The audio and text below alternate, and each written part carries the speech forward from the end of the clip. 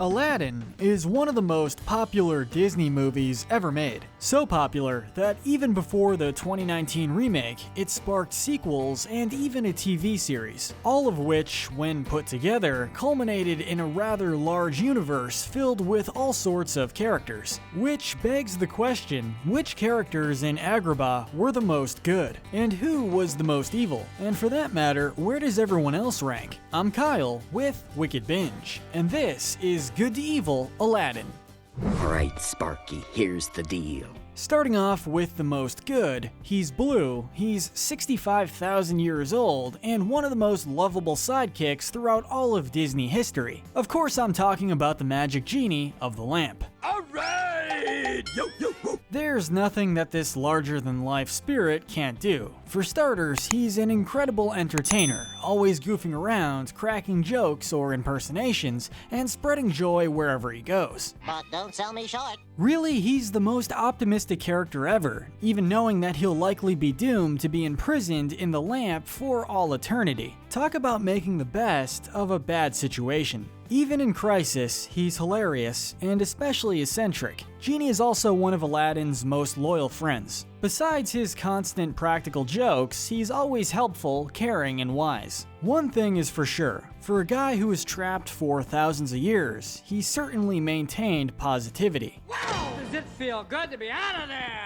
Not to mention, generosity seems to be his middle name. Remember when he was willing to give up his freedom for Aladdin and Jasmine? Well, no problem, you still got one wish left.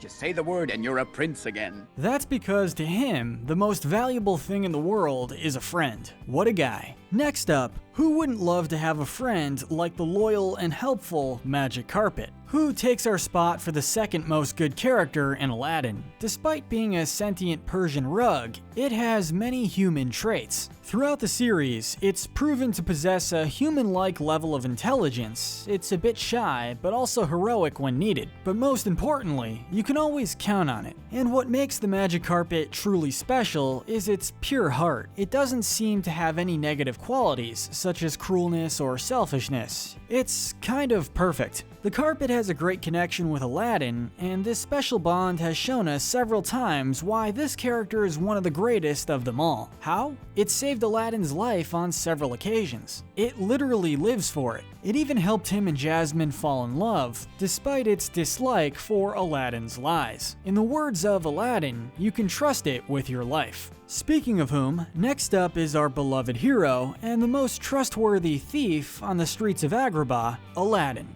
We all know his occupation is being a thief to survive, but he does it not only for his own benefit, but also to help the less fortunate as well. Here. Go on, take it. That, in particular, says a lot about his character. Aladdin's generosity and selflessness are unquestionable throughout the franchise. Aladdin is a loving and adventurous character who wants a better life for everyone. He's kind of the Robin Hood of Agrabah, and also fights sorcerers and thieves for the well-being of everyone in the city. Of course, he has his flaws, and he can be dishonest at times, but that's a part of being a thief for a living. But overall, he proves to be a wonderful person. I mean, he gave up his last wish to free his friend. I'll use my third wish to set you free. And frankly, that more than makes up for the petty thievery. Giving up a magical wish for anything your heart desires to help a friend? There's no question that Aladdin is a good, honorable guy. No matter what anybody says, you'll always be a prince to me. Next up is the beloved and empowered Princess of Agrabah, Jasmine. Her feisty personality that everyone loves makes her a bit of a rebellious princess archetype. In many ways, she marked a shift in Disney princesses. She's headstrong, brave, has a fascination for adventure, and often joins Aladdin on his journeys later on. She's also kind, protective, and has a heart of gold, and her biggest dream is to be married for love, not status or power. I choose you, Aladdin. In the 2019 remake, Jasmine just wants justice for all the people of Agrabah and to bring peace and happiness to her kingdom. But even just in the classic animated movie, she's proven to be a great person who believes in love for the right reasons. If I do marry, I want it to be for love. The next character is loyal and protective and Jasmine's best friend, Raja. He may have a temper and a bit of a fierce and aggressive appearance, but what do you expect? He's a tiger. Despite his looks, this big cat is caring, friendly, gentle, and lives to protect the princess. Yes, he might be a bit vicious at times, but don't take it personally. If you have no bad intentions, you have nothing to worry about. Next is the bumbling and benevolent Sultan of Agrabah. Am I Sultan or am I Sultan? He's known for being gullible all the time, which is funny to watch, and you often wonder how a childish person like him could be Sultan. His main concern is the well-being of the people of his city, and he's extremely kind to his staff. The truth is, he's misguided by the evil Jafar, and he never realized this until Aladdin pointed out his true intentions. I was ordered the princess. On the bad side, it was confirmed in one episode of the TV show that the Sultan is unaware of Agrabah's poverty-stricken situation, since he rarely leaves the palace, and he doesn't even know how to get himself to the marketplace, which, to be honest, makes him a negligent leader. He means well, but he's naive and seemingly incompetent, a very ignorant guy. Perhaps the Sultan should spend more time reading books. Heck, he should sign up for Audible, which we're lucky enough to have as a sponsor. Audible's content includes an unmatched selection of audiobooks, original shows, news, comedy, and more. In fact, did you know that there are amazingly narrated audio versions of most of your favorite Disney classics on Audible, even Aladdin? If you'd like to help support the channel, use our link in the description for a free audiobook and 30-day free trial. Sign up at audibletrial.com/WickedBinge. We love cartoons and movies, but we also love binging audiobooks on Audible. And remember, signing up for a free trial helps support the creation of our content. But moving on, next up we have Abu, the kleptomaniacal and mischievous monkey and Aladdin's loyal partner in crime. He's a tricky little monkey who loves fruits and shiny objects, but who doesn't? Abu can be a little greedy and disobedient, and sometimes even manages to aggravate the situation by putting everyone else in danger. However, he is caring, good-hearted, and you can count on him when things get ugly. Abu is willing to risk his life for Aladdin and his friends, and that's something, but he's shown to be intelligent enough to know right from wrong, but still chooses to steal, which almost got Aladdin killed in the Cave of Wonders. Next up is Qasim, or should I call him the King of Thieves? Yes, he is the legendary leader and master of the 40 Thieves, and father of Aladdin. And the age-old saying, like father like son, describes him very well. There is one thing that I added. We never hurt the innocent. He's like an older version of Aladdin, not only looks-wise, but also in personality. Despite being a con man, he's as loving, caring, and helpful as his son, and his only fault was going through bad means when trying to search for a better life for his family. This wretched thing almost cost me the ultimate treasure. It's you, son. Coming up next is a powerful sorcerer who absolutely loves nature, the mysterious and artistic Arbutus. Infidel! He rules a garden of his own creation and holds humanity at a low level due to their horrible and inconsiderate treatment of vegetation in nature. You're kind. You're all the same. He literally despises humans, and although he takes it to an extreme, maybe he has a decent point at times. His appearance, actions, and mannerisms make him seem like a villain. However, he's motivated by a sincere love of his garden. Despite Arbutus's dry and cynical personality, he is a good sorcerer who loves nature. He loved his garden the way you and Father love me. Next up is Razul, the captain of the Agrabah guards, and you might disagree on this one since he's a longtime rival of Aladdin, but hear me out. Just a no-account street rat. His position and merciless treatment towards delinquents make him a sort of cruel villain. But don't forget, he just wants to keep Agrabah safe. And he's also very loyal to the Sultan and Jasmine. I'm not glossing over the fact that he shows no sympathy for lawbreakers and even takes pleasure in performing performing acts of violence such as executions, but in his tiny mind he thinks he's doing the best he can to protect the city. Next up is the strict, selfish, and disgusting merchant Farouk. He makes a living selling fruit and has a savage and brutish attitude, especially towards thieves. Farouk is aggressive, arrogant, and loves money, and you may remember when Aladdin saved Jasmine from him when they first met. Do you know what the penalty is for stealing? No, please! He nearly cut her hand off for simply stealing food to give to a poor child. You must be hungry.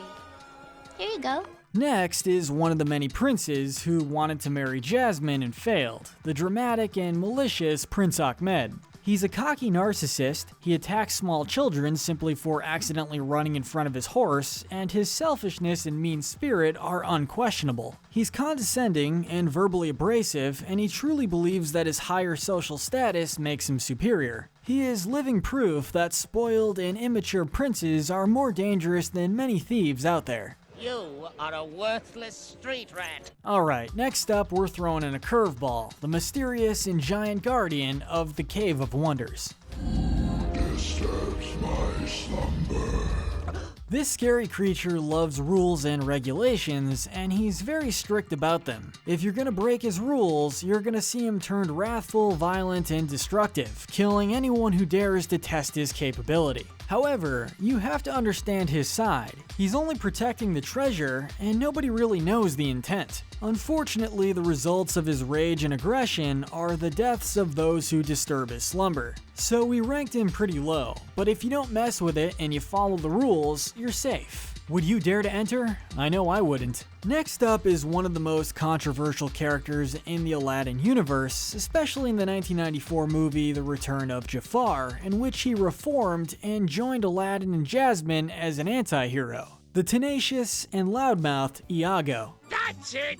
Now I'm mad! He started as Jafar's evil assistant, then became Aladdin's friend, and ended up making a partnership with Qasim. It's unusual for a character to switch sides so easily, and that's why people don't trust this greedy bird. And you turned on them as soon as it was in your best interests. Iago is very clever and normally allies himself with whoever benefits him the most. However, along the course of the series, he was actually shown to be helpful, good-hearted, and even loyal to Aladdin and Jasmine. But we can never forget his evil actions when he was with Jafar.